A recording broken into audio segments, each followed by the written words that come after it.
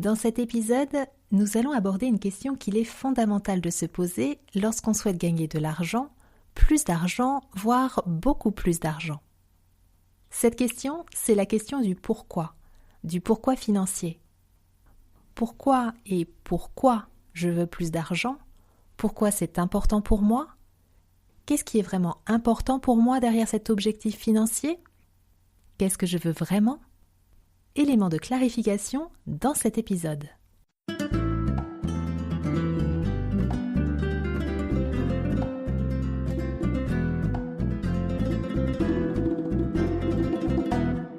Bonjour et bienvenue dans le podcast Les Dessous de l'argent.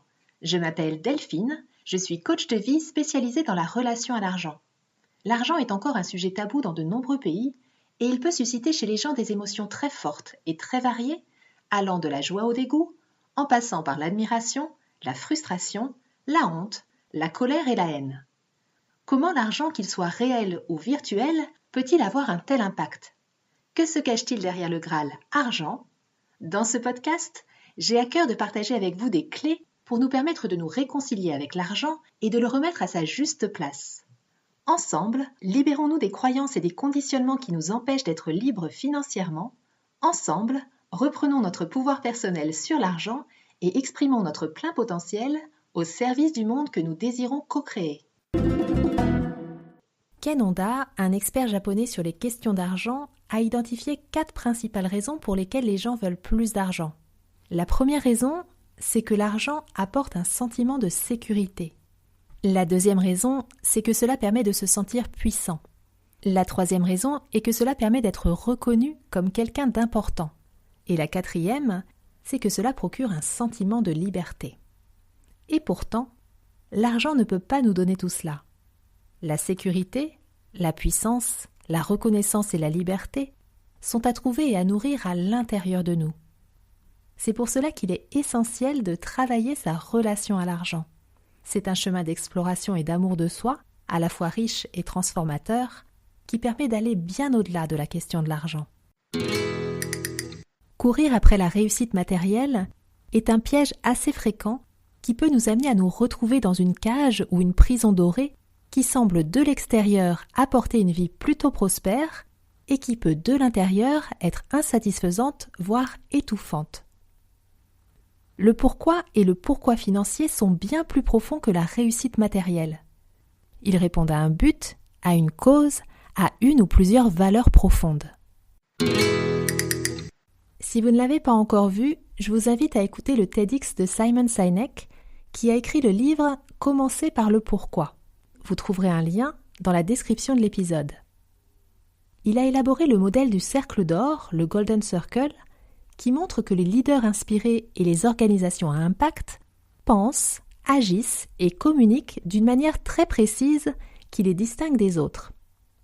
Dans le cercle d'or, le pourquoi est au cœur du cercle, et il est entouré du comment et du quoi. Les personnes qui inspirent le plus les autres, y compris elles-mêmes, partent de l'intérieur du cercle pour aller vers l'extérieur, alors que la plupart des gens vont de l'extérieur vers l'intérieur et ils négligent souvent leur pourquoi. Les personnes les plus inspirantes partent de leur pourquoi, de leur raison d'être, du pourquoi elles font ce qu'elles font, pour aller vers le comment, qui est en fait une extension de leur pourquoi, une stratégie pour y parvenir. Puis, le quoi, ce qu'elles font. Tout le monde veut plus d'argent, mais parfois, on ne sait pas pourquoi. Vouloir s'enrichir est un comportement dicté par l'ego plus que par le cœur. Lorsque nous cherchons à nous enrichir, il y a forcément une raison. Et si nous ne relions pas notre objectif financier à des choses très spécifiques et très concrètes, au bout d'un moment, l'objectif va devenir irréaliste pour nous et il y aura comme une perte de sens.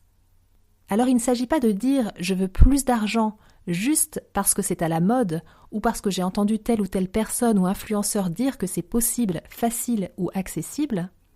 Il s'agit d'être vraiment honnête avec soi-même et d'identifier si ce désir m'appartient, si c'est une idée répandue dans la société que j'ai adoptée par mimétisme ou conformisme, ou si, au contraire, je me suis soumis à la bienséance sociétale qui me dit que ce que j'ai n'est déjà pas si mal et que je dois savoir me contenter de ce que j'ai. Certaines personnes peuvent même culpabiliser de vouloir gagner plus d'argent car elles ne savent pas pourquoi elles veulent gagner plus d'argent. Il ne s'agit pas juste de dire « je veux telle somme d'argent, par exemple 1 million d'euros », je prends 1 million parce que c'est une somme qui peut facilement faire fantasmer les gens. L'invitation est de creuser un peu plus et de se dire « ok, je veux 1 million d'euros. Pourquoi je veux 1 million d'euros ? Pourquoi est-ce que c'est important pour moi de générer 1 million d'euros ? Pourquoi est-ce que j'ai besoin d'1 million d'euros ? Et si nous ne savons pas pourquoi, c'est probablement que nous n'en avons pas besoin. Quand nous savons pourquoi nous voulons de l'argent, nous savons pourquoi nous faisons telle ou telle action, nous trouvons du sens et notre comportement est aligné. Et nous construisons autour de cela. Derrière la question du pourquoi se cache en fait la question du sens de la vie et du sens de notre vie, notre motivation profonde et les valeurs qui nous amènent à vouloir persévérer vers notre objectif financier. Notre pourquoi est important parce qu'il nous anime au quotidien, il nous énergise, il nous donne envie de nous lever le matin. Et lorsque nous traversons des moments mouvementés, se rappeler notre pourquoi financier, se rappeler pourquoi nous faisons ce que nous faisons, va nous aider à retrouver de l'optimisme, à retrouver de la motivation et de la détermination. Cela va nous donner envie de nous dépasser. Et finalement, à la question du pourquoi financier, il y a autant de réponses possibles que d'êtres humains. Notre pourquoi financier peut partir d'une souffrance, et c'est quand même important de comprendre que l'argent ne peut régler que les problèmes d'argent. L'argent ne va pas régler les manques intérieurs. Il ne va pas régler les problèmes d'estime de soi ou les sentiments d'infériorité. L'argent est juste un amplificateur. Il va amplifier ce qui est déjà là et il va donc aussi amplifier nos parts d'ombre. Personnellement, plus j'avance sur le chemin de l'abondance, plus je réalise à quel point il est important pour moi de placer le bien-être en priorité dans ma vie et que le bien-être n'est pas négociable. Parce qu'à chaque fois que nous nous sentons mal, nous repoussons les choses et à chaque fois que nous nous sentons bien, nous attirons les choses. C'est une question de vibration. Et poser l'intention de se sentir bien tous les matins et décider d'aller de mieux en mieux est une habitude vraiment saine à appliquer. Le Dalai Lama avait dit un jour « Les hommes me surprennent.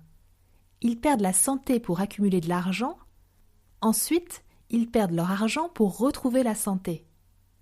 Et ils se perdent dans d'anxieuses pensées sur le futur, au point de ne plus vivre ni le présent ni le futur. Ils vivent comme s'ils n'allaient jamais mourir et meurent comme s'ils n'avaient jamais vécu. » Les modes de vie actuels incitent à la course au toujours plus et imposent un rythme effréné. Et comme nous sommes conditionnés à répondre favorablement aux injonctions de la société, nous devenons en quelque sorte des cerveaux sur pattes, déconnectés de notre corps et du moment présent. Nous ne posons pas nos limites, tout en pensant les connaître, et nous en arrivons parfois à nous oublier, ce qui engendre stress, fatigue, mal-être, burn-out, etc.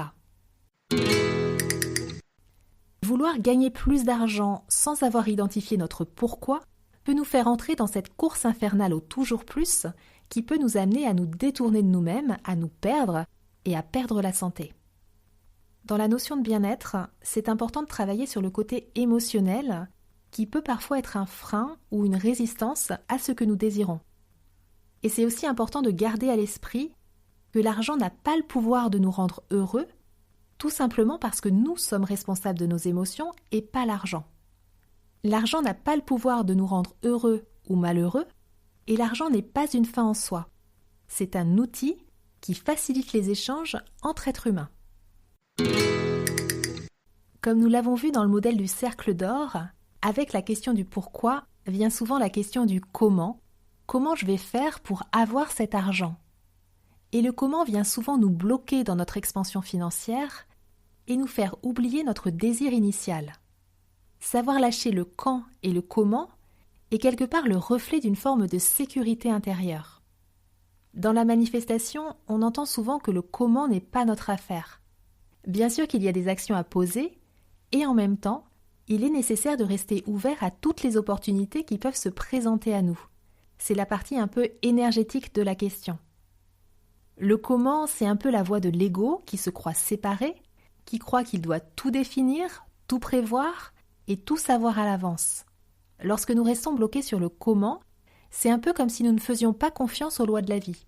Et cela peut nous faire passer à côté d'opportunités que nous n'avons pas su voir. En fait, le comment va apparaître au fur et à mesure de notre avancée. Le mentor de Ken Honda lui disait « Oublie l'argent. Tu dois te concentrer sur ce que tu veux donner. Si tu donnes tellement, que tu sois prêt ou pas, l'argent viendra. L'argent vient en conséquence. » Et cela rejoint la loi de la compensation divine qui enseigne que nous sommes récompensés lorsque nous exprimons notre don ou notre plus grand potentiel pour le bien de tous. Cette loi enseigne que l'énergie, le temps et les ressources que nous investissons dans nos activités et dans nos interactions avec les autres vont nous revenir sous une forme ou une autre. Et j'aime beaucoup cette phrase du Dr John Demartini qui résume bien cette idée. Elle dit « Lorsque le pourquoi est suffisamment grand, le comment prend soin de lui-même. » Pour conscientiser votre pourquoi financier, je vous propose d'utiliser l'exercice des 5 pourquoi. Il consiste à vous poser 5 fois de suite la question « Pourquoi ?». Et cela permet d'aller en profondeur et d'aider à trouver ce qui est profondément important pour vous au lieu de rester en surface. Et je vous invite aussi à vous poser les questions suivantes. De quelle somme d'argent ai-je besoin ? Qu'est-ce que je ferai avec cet argent ? À quoi cela va me servir ? Qu'est-ce que cet argent va me permettre de faire de plus ? Qu'est-ce que cela changera dans ma vie ? Dans ma vie professionnelle ? Dans ma vie personnelle ? Dans ma vie amoureuse ? Dans ma vie familiale ? Dans ma vie amicale ? Dans ma vie sociale ? Et au niveau de ma santé ? Qu'est-ce qui m'inspire et me touche dans la vie ? Quel projet me donne envie de me dépasser ? Pourquoi et pour qui est-ce que je pourrais déplacer des montagnes ? Quel est mon plus grand rêve ? Qu'est-ce que j'aimerais apporter aux gens ? Quel impact atteindre cet objectif financier aura sur les autres ? Quel impact cela aura sur les personnes que j'aime ? Est-ce que je suis à l'aise avec l'idée de gagner plus d'argent ? Quelles sont mes émotions par rapport à l'argent ? Est-ce que je ressens de la colère ou de la frustration de ne pas gagner assez d'argent ? Est-ce que je veux prouver aux autres que j'ai de la valeur ou que je suis capable de devenir riche ? Est-ce que je veux profiter plus de la vie ? Est-ce que je sens qu'avoir plus d'argent pourrait altérer ma relation avec les autres ? Qu'est-ce que je pense des gens qui ont de l'argent ? Pourquoi est-ce que c'est important pour moi de gagner cette somme d'argent ?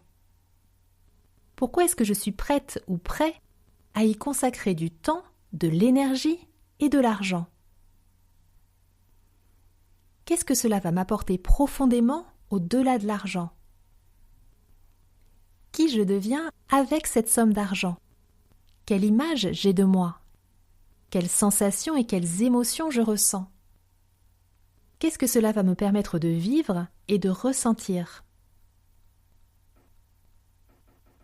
Je vous invite à prendre le temps de répondre à toutes ces questions. Vous pouvez trouver un lien pour récupérer la liste des questions proposées dans le descriptif de l'épisode.